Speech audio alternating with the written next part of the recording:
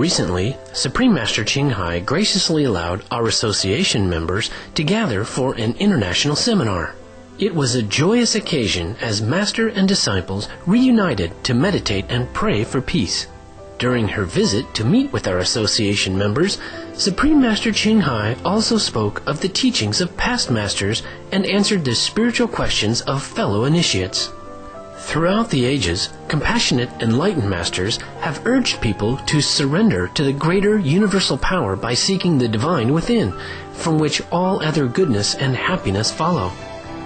This message was echoed again in Supreme Master Ching Hai's discussion with the theme A Tale of Enlightenment with our association members during the international gathering on January 31st, 2009.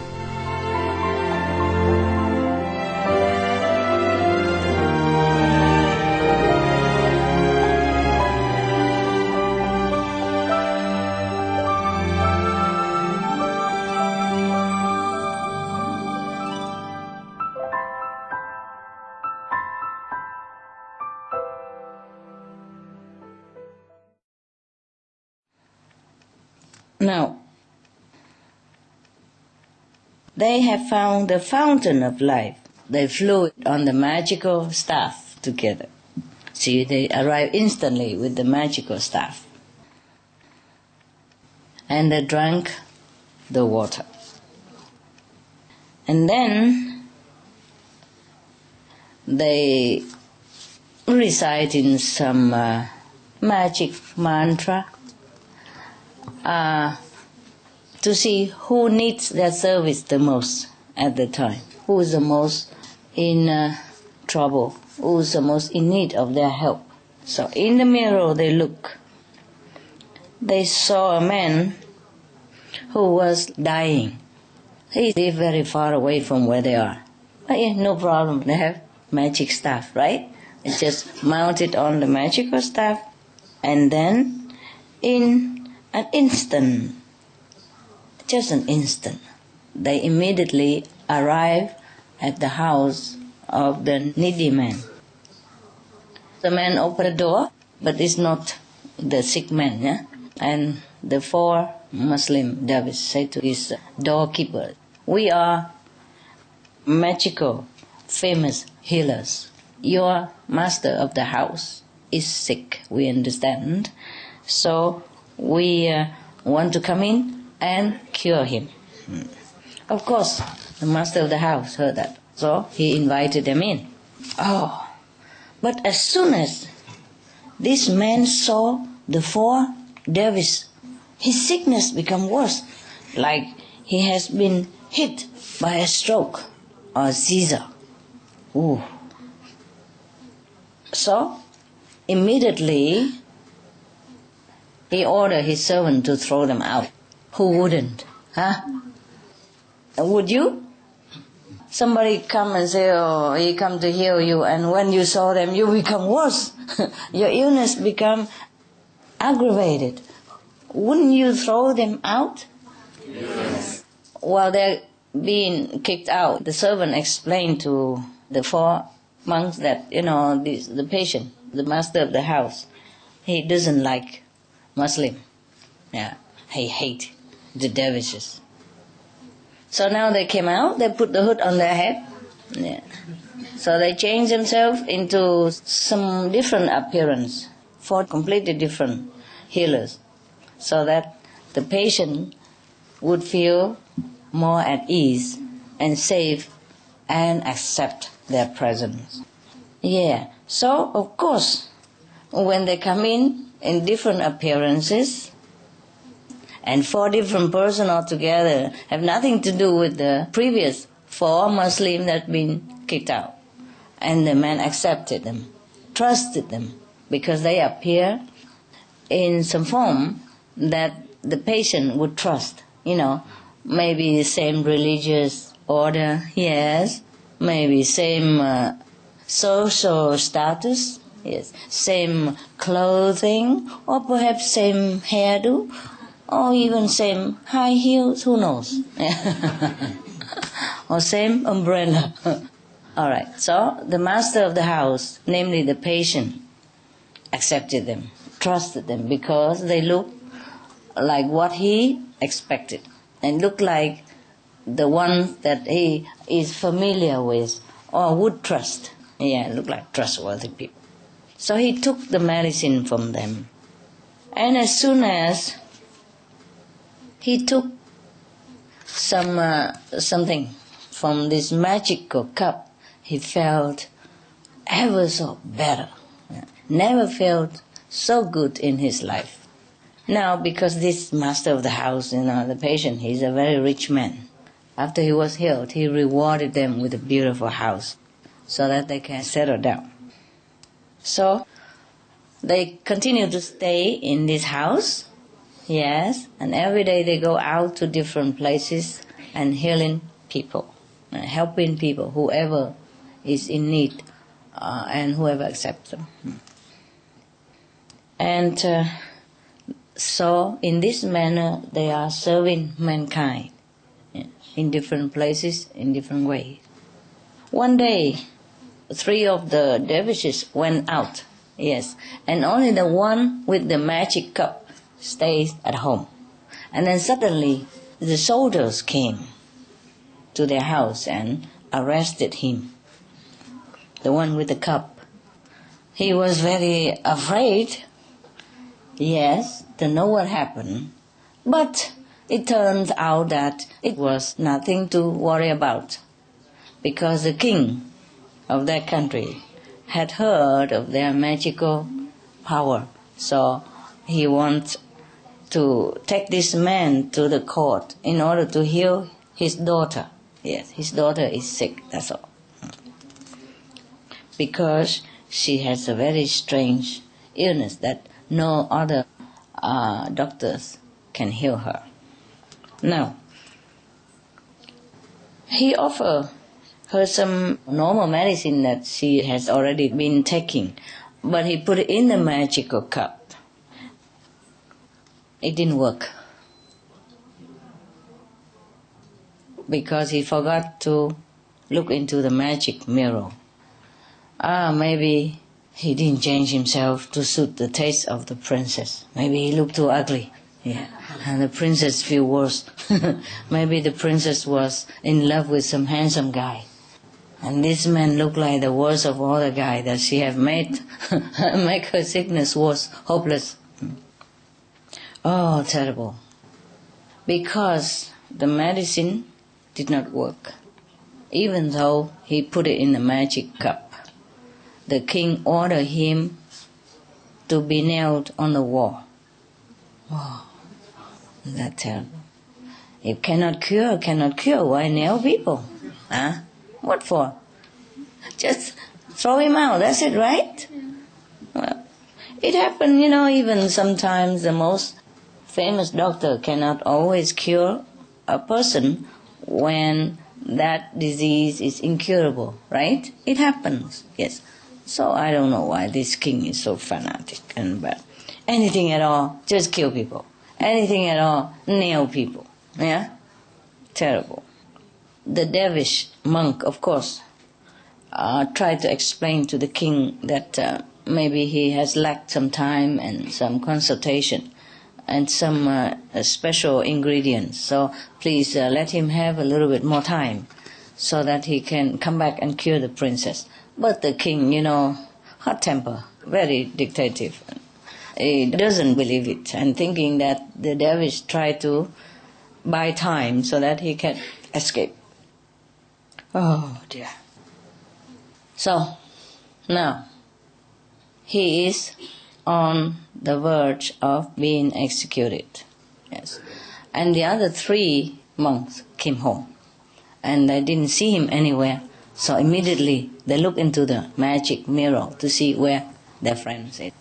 And they found him. They know that he's going to die soon. So immediately they wrote on the magical staff, go there and rescue their friend. But the king's daughter cannot be cured. They cannot save her because it's too late. Because they cannot find the magical cup anymore. Even that. And then when they looked into the mirror, they saw that the king has ordered the cup to be thrown into the ocean, a very deep ocean. Now, how can you find a cup in an ocean? So deep. I don't know if the magical staff can bring them, through such a amount of water like that, Maybe they go, I cannot find the cup. Maybe go down, and then stay there, who knows.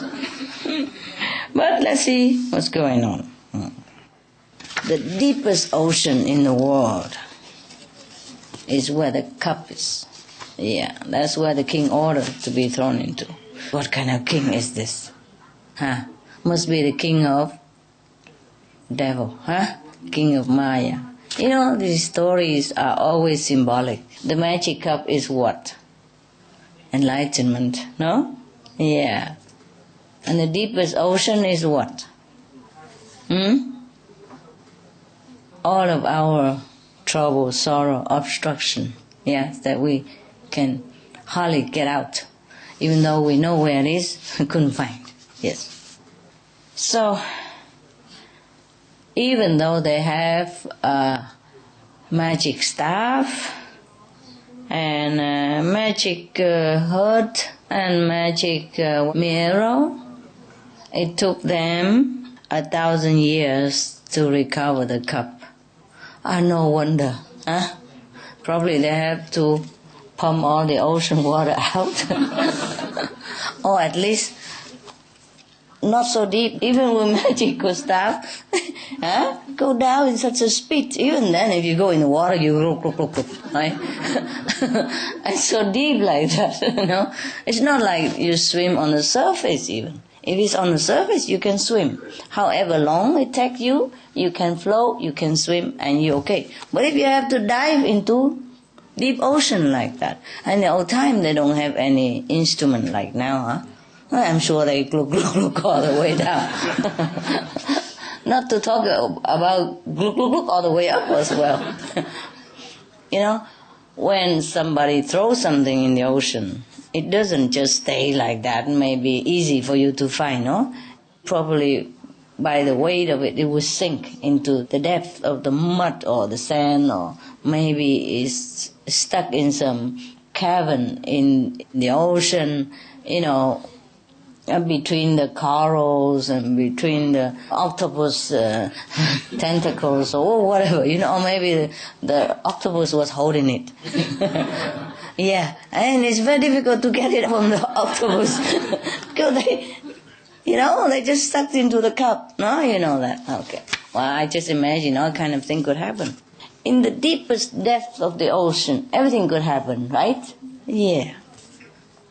So, see that? Thousands of years. Whew. After they had the bad experience with the princess, they made it a practice to do things more secretly.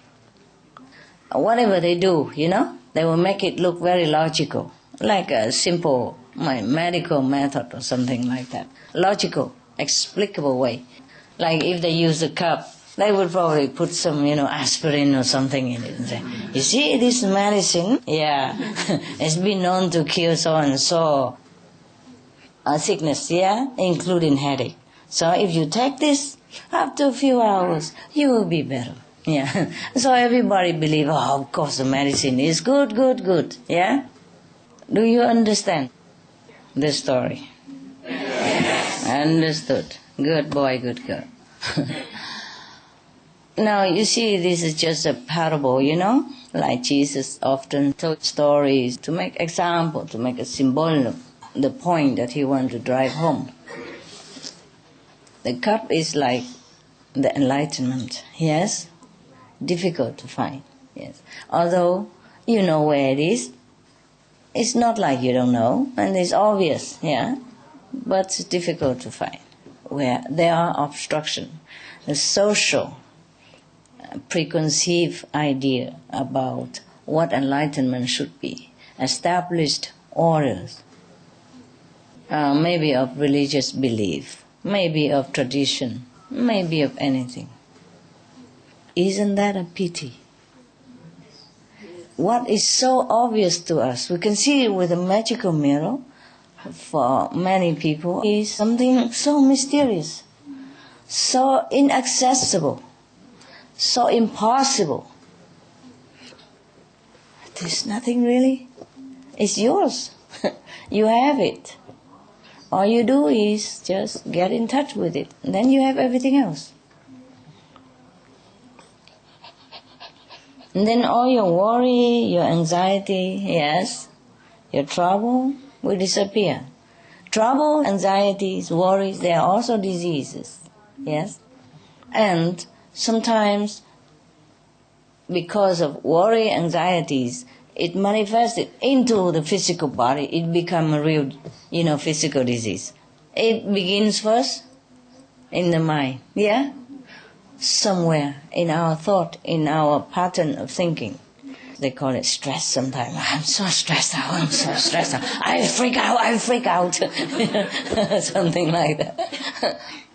Who is it that freak out? It's not the body, it's the mind, isn't it? Yeah? You worry so much, or you're so distressed that you say, I freak out. But who is the I that freak out? Huh? Because if it is the body, then when the dead man laying there, he still has the same body. He has the same body, but you can stay there and curse him for thousands of years, he would never move. He would never freak out.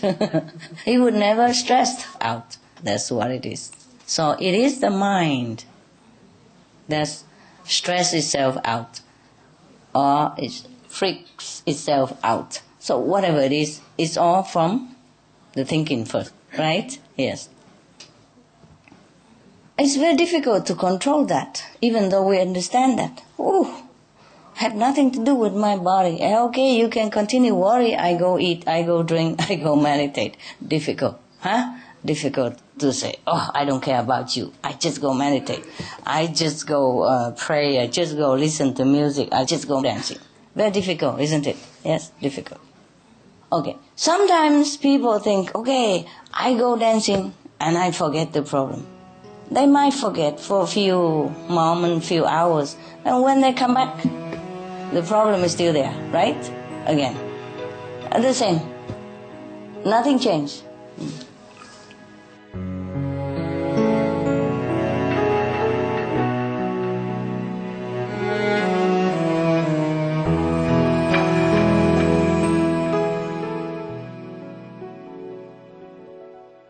We thank you for your gentle presence for today's Between Master and Disciples. Please stay tuned to Supreme Master Television for Animal World, our co-inhabitants, coming up next right after Noteworthy News. May all your noble dreams come true.